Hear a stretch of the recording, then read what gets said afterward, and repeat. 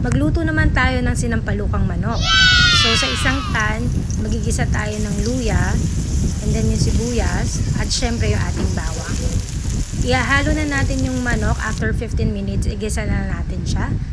And then, ilagay na natin yung patis at ating pepper. Tatakpan natin to for about 30 minutes. Pag ganyan na yung itsura at medyo nagmamantika na, ilagay na natin yung blender kong dahon ng sampalok. At mag-add tayo ng 5 cups of water. Pag kumukulo na, pwede natin ilagay yung gulay, which is yung talong, okra, and then yung sitaw. Pwede rin kayo mag-add ng preferred gulay nyo. Yan, after 30 minutes, ayan na yung magiging itsura niya. Pwede tayo mag-add ng kaunting powder. Yan. Ito na yung magiging itsura niya after 30 minutes. Mas masarap pag nagmamantika siya. So, ito na ang finished product natin.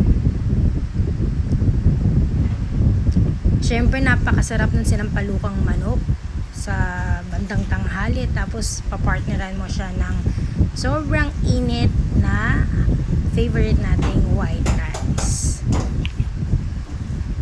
Ayan. At syempre, huwag kakalimutan ng sausawan, which is toyo, sili at patis. Ayan, itry nyo na. Good luck!